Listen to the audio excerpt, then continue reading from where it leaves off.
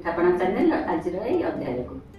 ଆଜି ଆମେ ଗୋଟିଏ ନିଆରା ଥଣ୍ଡା ପାନୀୟ ପ୍ରସ୍ତୁତ କରିବାକୁ ଯାଉଛୁ, ଯାହାର ନାମ ଟଙ୍କ ତୋରାଣୀ। ଆମ ଖାଦ୍ୟ ପାନୀୟ ଓ ପରମ୍ପରା ସବୁ ପ୍ରଭୁ ଜଗନ୍ନାଥଙ୍କ ସଂସ୍କୃତି ସହିତ ଓତପ୍ରୋତ ଭାବରେ ଜଡ଼ିତ। ଟଙ୍କ ତୋରାଣୀ ସେଥିରୁ ଅନ୍ୟତମ।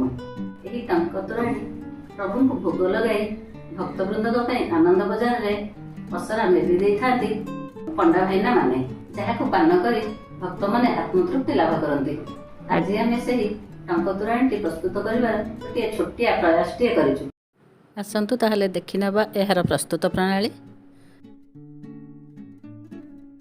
ପ୍ରଥମେ ଆମେ ରାତିରେ ରଖିଥିବା ବାସି ପଖାଳକୁ ଗୋଟିଏ ପାତ୍ରକୁ କାଢ଼ି ନେବା।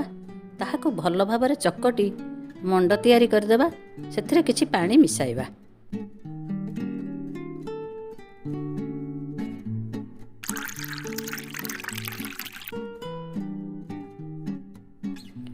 ତାହାକୁ ଭଲ ଭାବରେ ଘାଣ୍ଟି ଗୋଟିଏ ମାଟି ପାତ୍ରକୁ ଢାଳିଦେବା।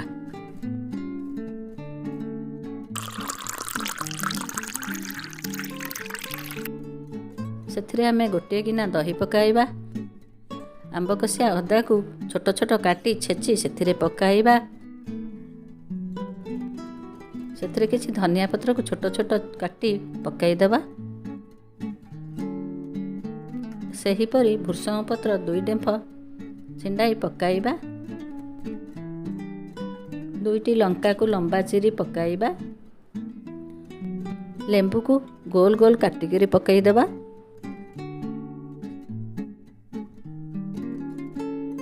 ଏଥିରେ ଆମେ ସ୍ୱାଦ ଅନୁଯାୟୀ ଲୁଣ ଦେବା ଏବଂ କିଛି ଭଜା ଜିରା ଲଙ୍କା ଗୁଣ୍ଡ ମଧ୍ୟ ଦେଇଦେବା।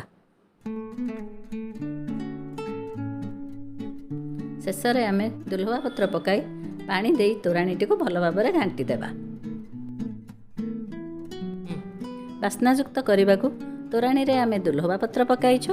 ଆପଣ ଚାହିଁଲେ ଲେମ୍ବୁ ପତ୍ର କିମ୍ବା ଟଭା ପତ୍ର ମଧ୍ୟ ପକାଇ ପାରିବେ।